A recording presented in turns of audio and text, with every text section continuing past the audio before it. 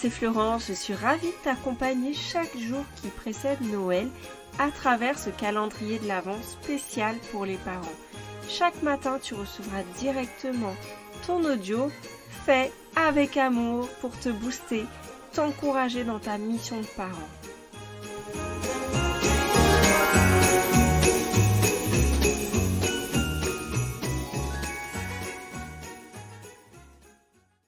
Comment ça, comment influencer positivement son enfant?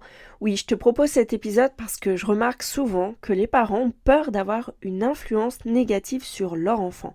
Et je te confirme qu'ils l'ont, hein. On l'a tous, on transmet de bonnes choses comme des mauvaises. Et c'est sûr que plus tu fais un travail sur toi et que tu apprends à mieux te connaître, plus la bascule se fera du côté positif. Et plus tu as conscience de ton influence négative, plus tu pourras l'améliorer. Petit message en passant, c'est ce que je t'aide à faire en coaching, mieux te connaître, comprendre tes fonctionnements et comportements, tes schémas de pensée qui te bloquent pour réaliser ce que tu as envie. C'était la petite parenthèse pour te rappeler que je suis là, au cas où tu veuilles aller plus loin. Et donc, ce que tu crois a une influence sur ce que tu fais. Ce que tu penses de toi ou de ton enfant a une influence sur ce que tu fais et également sur ton enfant. Pour illustrer le fait que nous pouvons influencer de manière consciente ou inconsciente le comportement de nos enfants, j'ai envie de te partager l'effet Pygmalion. C'est un phénomène psychologique selon lequel les attentes des autres envers un individu influencent le comportement et les performances de ce dernier.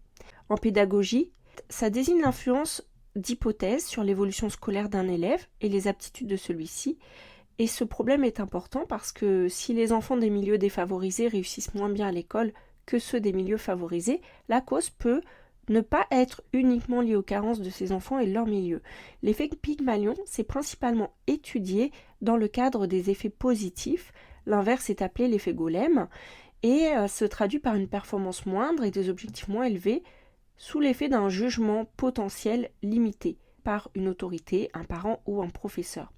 Donc, je te partage l'expérience qui a été réalisée à Oak School San Francisco aux États-Unis par Rosenthal et Jacobson. En fait, ils ont joué uniquement sur les attentes favorables des enseignants. Ils ont choisi pour leur expérience un quartier pauvre où habitent un nombre important de familles d'origine immigrée vivant dans des conditions très difficiles. Ils se présentent dans une école de ce quartier avec une fausse carte de visite et expliquent qu'ils dirigent une vaste étude à Harvard, en réalité financée par la National Science Foundation. Cette étude porte sur l'éclosion tardive des élèves, avec un simple test de QI. Et par la suite, ils recommencent ce test sur les mêmes élèves et comparent les résultats. Rosenthal et Jacobson font passer le test à l'ensemble des élèves. Ils s'arrangent pour que les enseignants prennent connaissance des résultats en faisant croire à une erreur de transmission de courrier. Les résultats ne sont pas réellement ceux du test de QI. Ils comportent des notes distribuées aléatoirement et 20% des élèves se sont vus attribuer un résultat surévalué. À la fin de l'année, Rosenthal et Jacobson font repasser le test de QI aux élèves. Le résultat de l'expérience montre qu'une année après la divulgation des faux résultats de QI, les 20% d'élèves qui ont été surévalués se sont comportés comme lors d'une expérience qui avait été réalisée sur des rats. Ils ont amélioré de 5 à plus de 25 points leur performance au test d'intelligence. Et le hasard a créé un nouveau type d'élèves grâce au regard qu'ont porté les enseignants sur ces élèves en raison des résultats des tests qui avaient été biaisés. Le résultat qui a été découvert peut s'exprimer ainsi: en pensant que quelqu'un possède une caractéristique, on change notre propre attitude vis-à-vis de cette personne et l'influence de telle sorte qu'elle va effectivement acquérir cette caractéristique ou l'exprimer de façon la plus flagrante.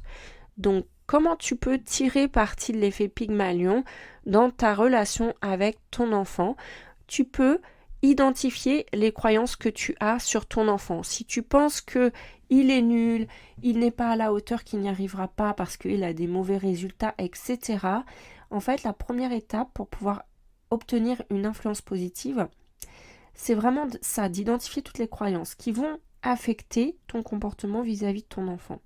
Tu peux ensuite développer un état d'esprit de croissance, c'est-à-dire d'essayer d'utiliser de nouvelles idées qui vous feront grandir dans certains aspects. Par exemple, au lieu de dire je ne peux pas, la prochaine fois qu'il rencontre une difficulté, tu peux lui dire tu peux. De cette façon, il sera influencé par l'effet Pygmalion. Et pareil pour toi. Si au lieu de penser que tu es nul, que tu n'es pas à la hauteur, tu commences à penser que tu es en train d'acquérir une nouvelle compétence, tu es en train d'apprendre et que tu vas te donner les moyens pour y arriver et que tu es capable de le faire, forcément, en fait, tes actions vont aller dans ce sens.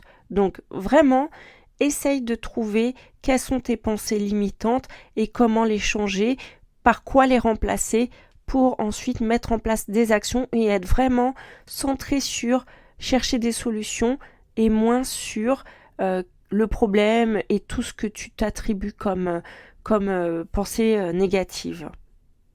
Ensuite, si tu reconnais que tes attentes à l'égard de ton enfant ont un pouvoir sur lui, eh bien, tu peux décider de lui faire du bien en entourant de paroles positives, de paroles d'encouragement tes enfants. Et c'est ce que je te propose de faire aujourd'hui, c'est de vraiment donner confiance à ton enfant, montrer ta confiance en lui, de l'encourager, de lui montrer que tu remarques ses efforts, de lui montrer que tu sais qu'il est capable en fait et que c'est pas parce qu'aujourd'hui il n'arrive pas à quelque chose qu'il ne va pas y arriver. Et c'est pareil avec toi. Encourage-toi, donne-toi des paroles qui te font du bien. Commence par vraiment te motiver par des paroles d'encouragement, par des paroles que tu veux croire. Si tu ne les crois pas aujourd'hui, note-les toi pour y arriver petit à petit, parce que ce que tu crois de toi et ce que tu crois de ton enfant, c'est ce qui va arriver. Il y a une phrase qui dit « La façon dont tu me vois devient la façon dont je me vois ». Alors n'attends plus pour voir ton enfant de manière beaucoup plus positive et bienveillante et de reprendre confiance en lui, et pareil, de faire la même chose envers toi et de reprendre confiance en toi. Et dans ces cas-là, vraiment, partage-moi ce qui va t'aider, les pensées que tu as actuellement qui te posent problème et peut-être que tu n'arrives pas à les changer. Alors contacte-moi en privé sur Instagram ou sur LinkedIn. Viens me dire qu'est-ce qui te pèse là en ce moment. On en parle et d'ici là, je te souhaite une excellente journée. Je te dis à demain pour les nouvelles paillettes de l'Avent. Bye bye!